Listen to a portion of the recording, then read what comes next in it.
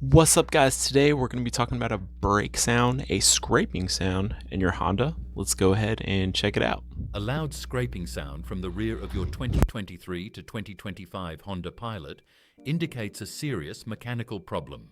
This noise is caused by an overlooked clearance gap in the rear brake splash guards.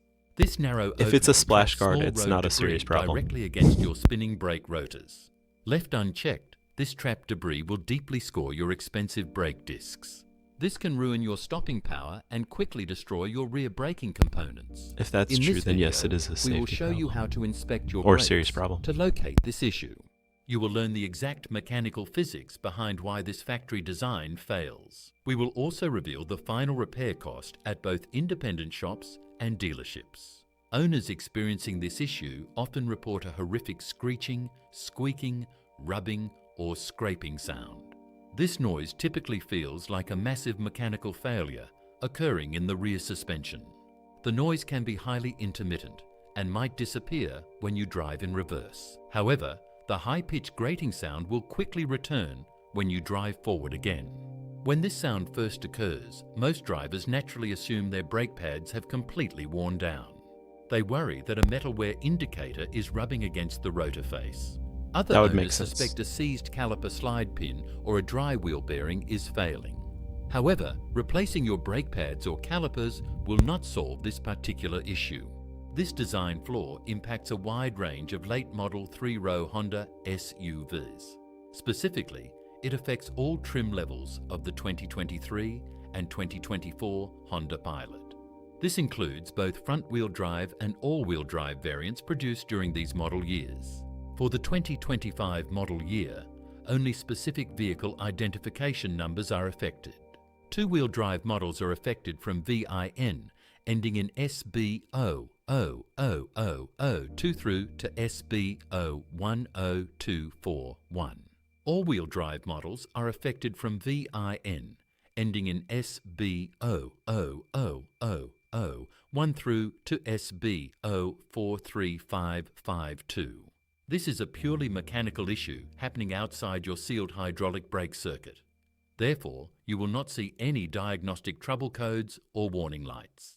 The computer systems cannot detect a physical rock stuck outside the brake caliper. This lack of electronic feedback often leaves DIY ERs scratching their heads during diagnosis. To understand this failure, we must examine the physical geometry of the rear suspension. The rear splash guard is a stamped sheet metal plate mounted behind the rotor. This guard is designed to protect your brakes from water, road salt, and mud. However, the original factory shield was stamped with an outer flange that curves inward. This curved flange sits too close to the spinning inner face of the rotor.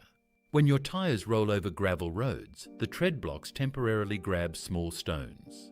As the tires spin, centrifugal force launches these small rocks into the wheel well. The aerodynamic low-pressure zone behind the wheel draws these stones into the brakes. The curved lip of the original splash guard acts exactly like a funnel. It catches these flying stones and guides them directly into the narrow clearance. It seems like Honda's had a Once problem with this for a stone long enters this time. gap, it becomes The trapped old in a tight Odysseys geometric bottleneck. used to have a The technical stone service has bulletin no where physical path of escape the rear due to the brakes guard's shape. made your car As you sound like a drive, bus. The rotating brake disc drags the stone And deeper here we into are, this bottleneck. This 2025 action and wedges the stone 2026. tightly between the metal guard and the Fix it, spinning Honda. rotor. The kinetic energy of your moving vehicle is converted into extreme mechanical friction. This friction produces intense heat and high-frequency acoustic waves from the rear wheels. The trapped stone acts like a high-speed lathe cutting tool against the cast iron. It cuts a deep concentric groove directly into the rear face of your rotor. This localized scoring ruins the smooth contact surface required for effective rear braking. Over time, this deep groove can cause pedal pulsation and uneven brake wear. Diagnosing this problem is a simple task that you can perform at home. First, safely raise the rear of your vehicle using a quality floor jack. Secure the heavy SUV with sturdy jack stands placed on solid level ground. Block the front wheels to prevent the vehicle from rolling while raised up. Release the electronic parking brake and place the transmission shift selector into neutral. This allows you to spin both rear wheels freely by hand during inspection. Spin the wheel by hand and listen for a grinding or scraping noise. If you hear a high-pitched squeal, remove the wheel to look closer.